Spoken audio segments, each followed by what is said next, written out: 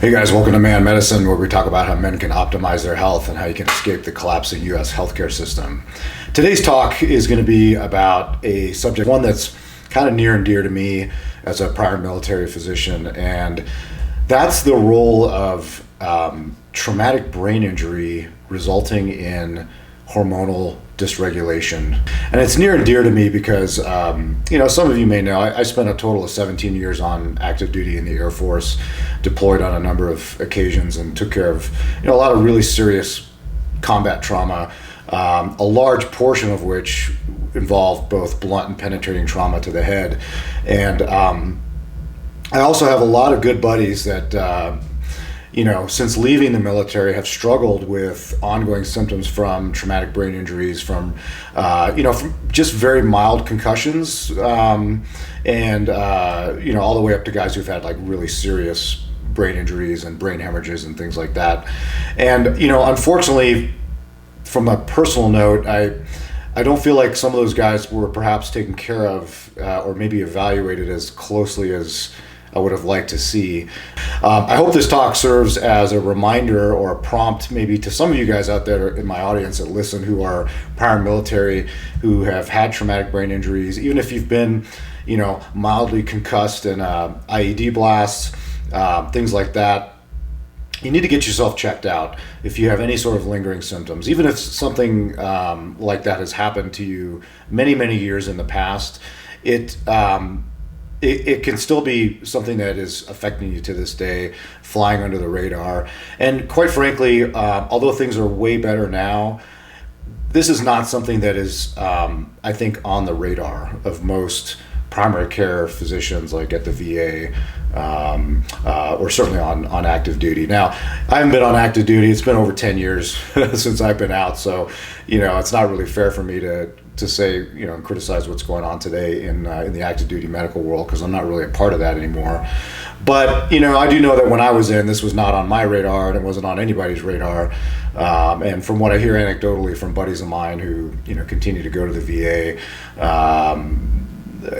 it's still, maybe we got some work to do, to get this flushed out. So I got my crash course in head trauma on my first deployment in 2005. And this is me right here, this little baby-faced 31-year-old captain, just fresh off the helicopter in Balad, Iraq. And I think within the first 30 days of arriving in theater, I think I saw more serious head injuries in that month than I had seen in the entire 3 years of my residency. And so I got pretty good, and I got a lot of help from some good neurosurgeons and trauma surgeons on how to manage severe head injuries in the acute phase. But I'll tell you, I didn't get any training, or very little, I should say, in managing people with chronic head injuries in the long term. They went off, we flew these guys back to Germany, and then they go back to the United States, and then of course I would never see them again. And then, a lot of them would be medically boarded out in some cases, and then, a lot of times like struggle with depression and chronic headaches and, mood instability and all these things that were attributed to their head injury and or PTSD, psychological trauma from combat, etc. So, again, things are better now, but a lot of this stuff, I think, that what I'm going to talk about today was just entirely missed back in my day. Certainly like in the early 2000s, we just weren't thinking about this kind of stuff.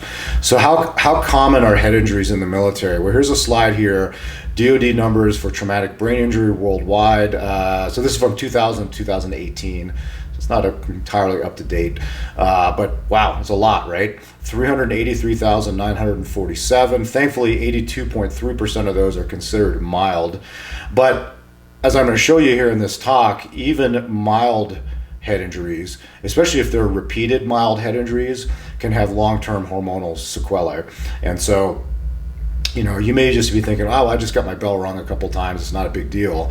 Well, it could be a big deal. And by the way, this 383,000 number, obviously underreported, right? I personally know multiple guys that I deployed with who were involved in IED blasts and at least had mild to moderate concussions that never presented for care. They didn't want to be bothered. They didn't want to get pulled off the next mission that was going on the next night. For a variety of reasons, these guys were, they're not complainers. So they never sought care for this. And so this number is almost certainly like way higher. How much higher, I don't know, but it's certainly higher. Just like most things medical, they're usually underreported. Quick anatomy lesson here. So let's talk about the pituitary gland, because this is what I'm going to focus on today. The hypothalamus is obviously involved. It's a crucial part of the hypothalamic pituitary axis, but the pituitary gland is certainly susceptible to injury. It has a kind of a tenuous blood supply. It's a delicate little gland that sits in the inferior portion of the brain here and a part of the skull called the sella. Now there's an anterior pituitary and a posterior pituitary. The posterior pituitary it's like the Rodney Dangerfield part of the pituitary. It gets no respect because all it makes, as far as we know, is just antidiuretic hormone and oxytocin. But the truth is, like, those are two really super important hormones. But everybody wants to talk about the anterior pituitary gland. And honestly, that's what we're going to focus on today, because the bulk of the hormones that need to be checked in somebody who's had a brain injury down the road are going to come from the anterior pituitary. So what are we talking about here? So we're talking obviously about thyroid stimulating hormone, so TSH, your gonadotropins, so like LH and FSH, which are responsible for making testosterone, adrenocorticotrophic hormone, ACTH, which you may not have heard of before. It's responsible for maintaining healthy levels of cortisol, which is critically important. Prolactin, what am I missing? Growth hormone, which is huge. In fact, this is the main one that can be deficient in guys who've had brain injuries. It's growth hormone. And then finally, melanocyte stimulating hormone, which nobody cares about. I'm sure there's some people that care about it. I don't care about it that much, but those are the big ones. And any one of these or multiple of these, actually, in some cases, can be affected if you've had a traumatic brain injury. But growth hormone, for whatever reason, is the one that seems to be the most prevalent. And you might be surprised to find out how important growth hormone is for your cognitive function, your mood, etc. So I'm going to talk about that a little bit. Okay, enough of that. That's the anatomy. Let me close this down here. So how common is this? So here's a paper from the journal Pituitary. Yeah. It is called The Frequency and the Diagnosis of Pituitary Dysfunction After Traumatic Brain Injuries. Doctors Glynn and Agha. When was this published? 2019, so it's not that old. So basically this is a big meta-analysis, and they looked at a number of different populations who'd had brain injuries of various kinds and various severities, and they wanted to see just how common it was to have one or more of your pituitary glands, pituitary hormones, specifically anterior pituitary hormones, one or more of those to be dysfunctional or suboptimal. And I have highlighted here, it says there is a much larger evidence base examining the frequency of hypopituitarism in the chronic recovery phase following head injury. So there's an acute phase when you get bonked on the head that we're not going to talk about today. There can be all kinds of endocrine issues related to that, and those I have managed before in a surgical ICU setting. It actually can get a little bit hairy because they can have some serious electrolyte abnormalities, particularly sodium. Can be some difficulty maintaining adequate blood pressure and brain perfusion, that sort of stuff. But we're not going to talk about that today. We're talking about long-term.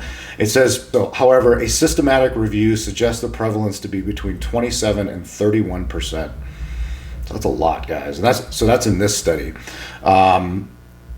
They go on to cite studies here looking at, so they looked at, a wide number of different studies, a wide number of different populations. So people that had like a single serious head injury, up to and including people that were put into comas. And then they also looked at populations who had repeated low-grade head trauma. So like they looked at boxers, kickboxers, and former NFL athletes. And across all those populations, they found like fairly similar numbers in terms of frequency. So you don't have to have like a catastrophic head injury to suffer from an endocrine issue. So they mention here in particular growth hormone deficiency. So there were rates of growth hormone deficiency in boxers and kickboxers who were retired between 18 to 27%.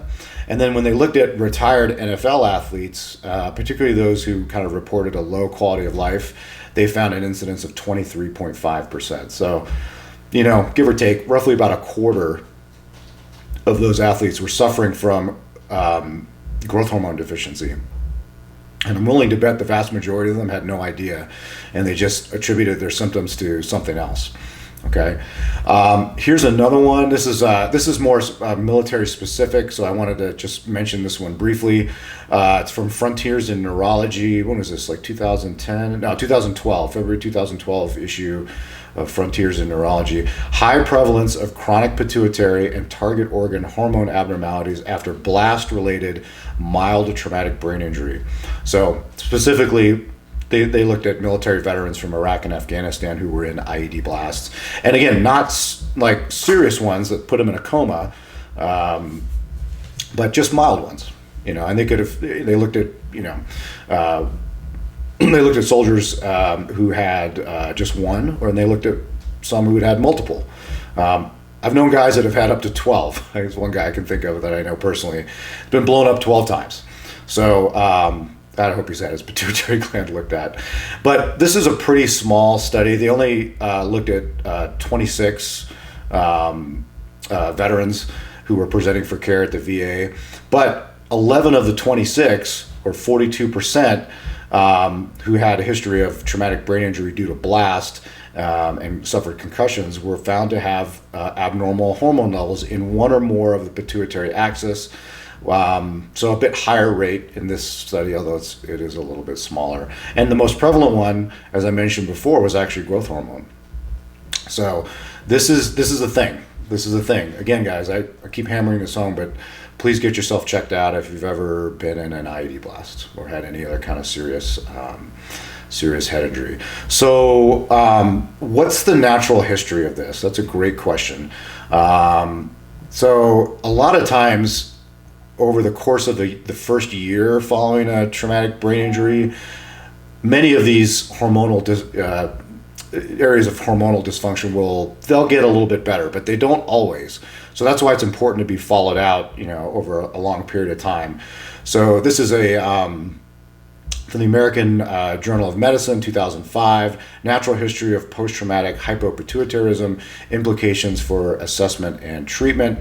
And then this is here's the graph that they showed. So they looked at, so this is growth hormone on the top, and then stimulated cortisol response on the bottom. And I think they gave them glucagon, which is a hormone that can stimulate both of these.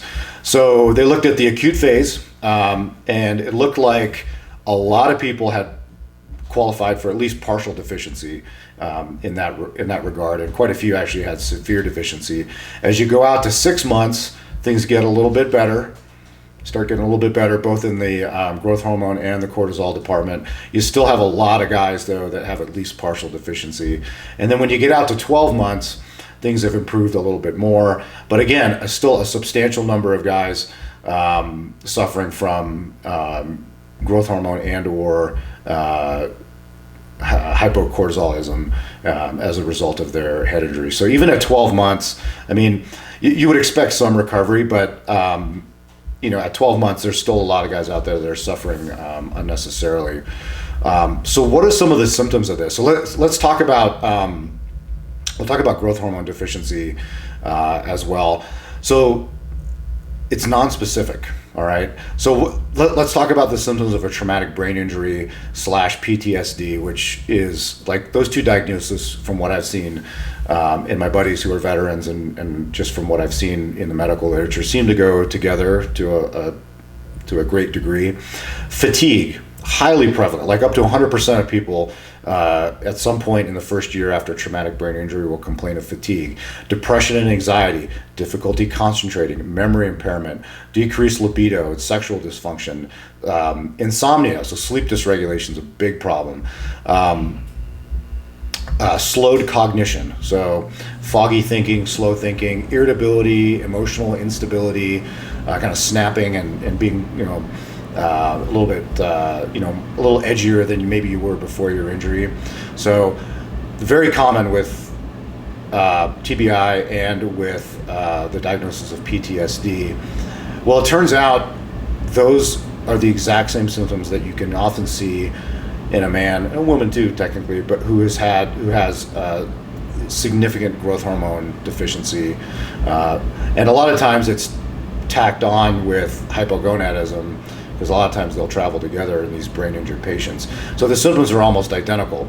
So what I've seen personally in friends of mine is that they, for years after separating from the military and being followed by the VA and also by outside physicians, is that they have been cycled on and off like half a dozen different psychotropic medications, and including like atypical antipsychotics with marginal, if any, benefit, and no significant investigation into the hormonal aspect of what could be causing their symptoms. I don't know a single guy personally that prior to me advising them to get tested has ever been tested by either their primary care physician or through the VA. Again, I'm not saying it doesn't happen. I'm not trying to disparage the VA, but this is just something that I just don't think is on the radar. It's so much easier to say, well, you had a head injury and you saw some really bad shit when you were over there, so you can't really expect to be functioning at 100% like you were before you deployed, and it's a good excuse to not do a further workup. So unfortunately, I think that happens a little bit more often than it should. The guidelines out there, they recommend that when you need to have a hormonal profile done, usually before you leave the hospital, and then one done at 3 months, and then ideally one done at 12 months, because you may pick up things that go on down the road. And again, if you're at the 12-month point and things are not better, they're probably not getting better at that point. And if you haven't already started on treatment, you probably should. Okay, so I'm just going to leave it at that today, guys. This is a huge topic. I have 6 other papers here I could talk with you guys about, but I don't want to belabor it.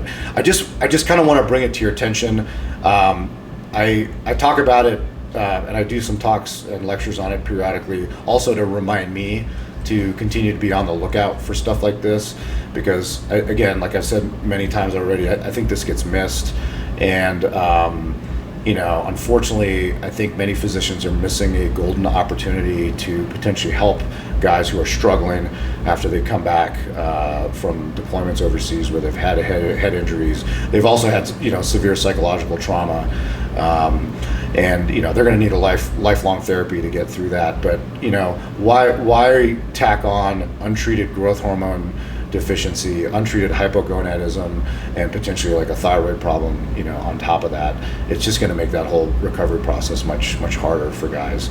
And so I'm hoping to bring just a little bit of more awareness about this problem to you guys, and I'm hoping that as time goes on, this kind of percolates into the mainstream medical establishment. This is not an age management issue.